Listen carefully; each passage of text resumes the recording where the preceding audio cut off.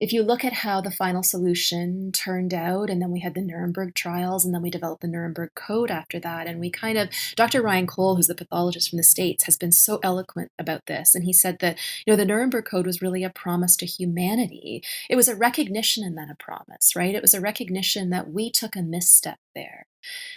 And we're not going to do this again. We're going to document, we're going to codify our commitment, not just to Europeans or North Americans. We're going to codify our commitment to humanity going forward, that we won't make that mistake again.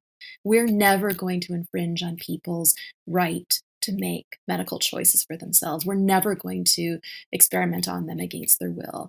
And of course, as I said before, we're imperfect and we'll make many other mistakes, but goodness me, within a 60-year span, let's not make the same mistake again. And here we are doing it. And it would kind of be one thing if we said, well, I think we got the Nuremberg Code wrong, and actually it's morally permissible to experiment on people against their will. And if we were really honest about that, and if we, were confronting that and decided to go in a different direction, I'm not saying I could get behind that, but that would be one thing.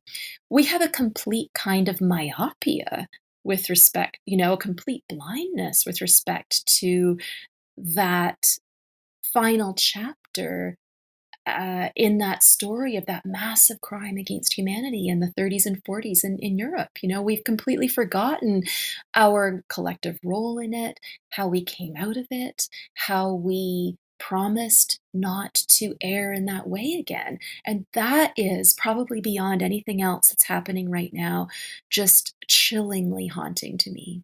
Mm-hmm. And what I perceive very much the Nuremberg Code representing is aligning with inalienable rights and the concept of negative rights. And as we were talking about utilitarianism and the idea of like collectivism versus individualism, I'm curious your thoughts on, let's call it the parallels a little, the parallels of the ideas that are used by eugenics or people that are eugenicists.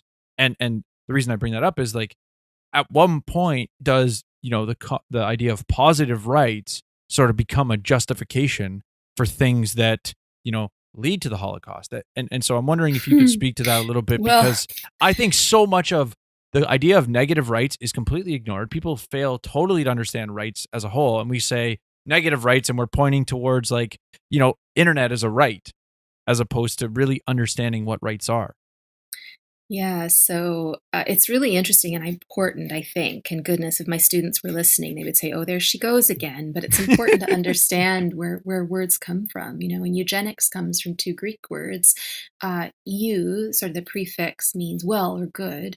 And then genos, the second part, has something to do with breeding or birth, right, or begetting. Mm-hmm. So eugenics really means, good birth or being well born or coming from good stock or something like that. So, and then the eugenics movement is about creating people who are more well born than we have been, or more well born, creating a better sort of stock, right? Mm-hmm. So if you are a eugenicist, there's no if you are a eugenicist and you think that what's ultimately good is to create a certain kind of human race that's consistent with the image you have in your mind, whether that's an Aryan race, whether that's a race that's more artificially intelligent, whatever it is. A vaccinated right? race. Yeah, vaccinated race, totally. So if you are a eugenicist, then of course there are positive rights. There would be the positive rights for a eugenicist would be those rights people have that serve the eugenics project. So, for example, we would have a positive right to undergo certain forms of genetic manipulation in order to help create that good stock, right?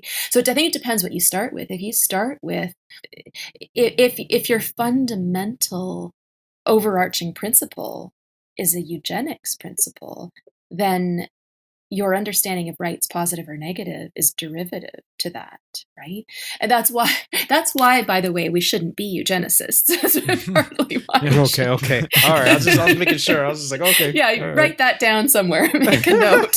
Put it on your bumper on your car, or whatever, But of course, any kind of rights, positive or negative, are have the potential to threaten that eugenics project. And you mentioned, a vaccinated race. We are, I mean, if people, if you're listening and you think that COVID is a blip and we're going to get over this and go back to life as normal, that is not how I see it, to be honest. Mhm. The decisions we're making now, we are not just allowing for COVID vaccine mandates and COVID vaccine policies. We are setting a precedent that will allow for um, any vaccine mandate in the future. The complete digitization of our medical records. And I think um, entrance rights into society, whether that means, physical social spaces or the rights to participate, to run for office, to vote, to write opinion pieces in a newspaper, whatever it is. If those are all tied to our vaccination status, then we're very clearly molding a human race that is a vaccinated race. And we have to think very clearly and carefully about the good and the bad things that can come from that and make a conscious decision about whether we want to enter that territory. And of course, I think there are a lot of reasons why we shouldn't. Oh, well, and I would argue we've already sort of become a pharmaceutically dependent race, which personally is sort of not how I operate. Yeah. And culturally we're very much there, especially North America. I've heard lots of stats around North America, more so U.S. spends the most amount of money, but seems to be the sickest in terms of healthcare and It's pharmaceuticals. so interesting you bring that up because we have had for a number of years, decades now, running this focus on naturalism, right? We have naturopathic doctors, we have dietitians, we have, I mean, there are any number of these people you can follow on social media and Instagram, and we Mhm. have this sort of this heavy, non pharmaceuticalized natural approach to healthcare on the one hand, but then on the other hand, and definitely what's coming from our government, and I think is motivated by a kind of regulatory capture and the heavy hand of the pharmaceutical industry, is that there's this ethos that our lives are better the more we can artificially manipulate the kind of biological lives we already have. So why wouldn't it? I was in a hotel on Sunday night and therefore got to see the ads that are on cable TV. I never Hmm. see ads because I don't have TV at home. So most of the ads were pharmaceutical ads. And they're Mm. all about a kind of enhancement. Some of them are for some very specific medical diseases like, Lipitor for blood clotting and things like that. But a lot of them were just about slight psychological enhancements.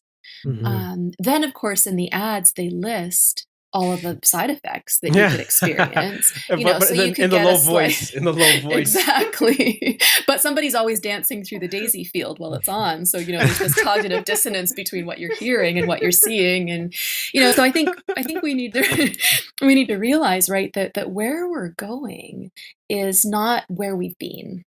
And it's not even where we are right now. And there's I think, a slippery slope when we enter this arena of, pharmacalized, if I can put it that way, approaches not just to changing our biology, but potentially changing human identity in our minds. Because if we're starting to talk about drugs that treat depression and drugs that enhance happiness and drugs that reduce anxiety and drugs that help you to fall asleep at night and get you up in the morning, there are very interesting questions there about how it's changing who we are. And if we're going to enter a society where not only we're allowing those kinds of changes, but we're granting people access to society on the basis of accepting and approving and taking them on, then that's a very different society indeed.